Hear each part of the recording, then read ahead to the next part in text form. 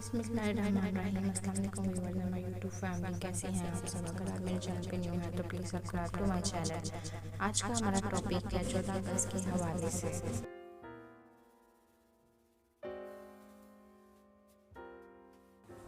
खुदा की खास रहमत है, बुजुर्गों की बशारत है, कई नस्लों की कुर्बानी, कई नस्लों की मेहनत है, असासा है दिलेरों का, शहीदों की अमानत है, तावन ही तावन है, मोहब्बत ही मोहब्बत है, जब भी तारीख ने रखा है इसका नाम पाकिस्तान। जनाबे सदर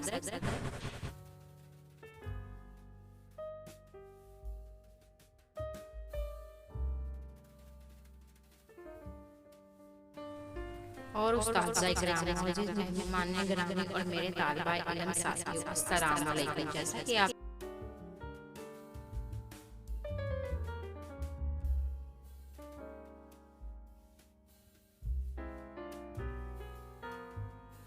जैसा कि आप सब जानते हैं, आज 2023 का दिन है। आज हम 76वां यौम आज़ादी को कौमी जोशो जज्बे से मना रहे हैं। जिस तरह जिंदा कौमें अपने शान शान से यौम आज़ादी मनाती हैं, आज मैं बड़े अकीदत और एहतराम से यौम आज़ादी के मौके पर लबकुशाई कर रही हूँ।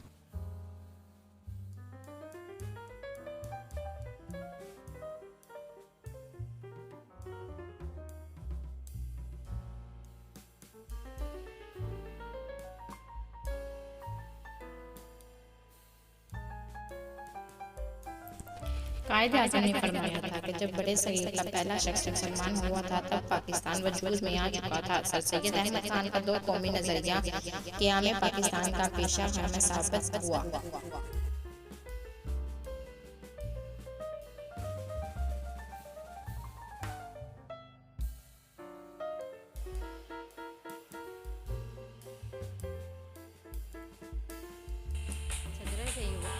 इकबाल की इनकलाबी और मायने की ज़रा शायरी इस्लामियाना हिंदू के अफकार दो नज़रियात को उभार रही थी और अब इनके अंदर हसूल वतन के लिए तहरीर पैदा कर रही थी।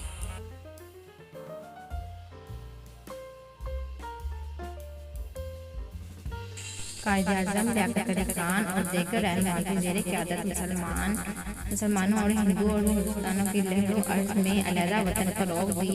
कायद-ए-आज़म का पैगाम नगर नगर गाँव गाँव करिया करिया पहुँचा रहे थे। इनका जोशो जज्बा और वलवला हसूल वतन के लिए आधी हदों को छुपाते हुए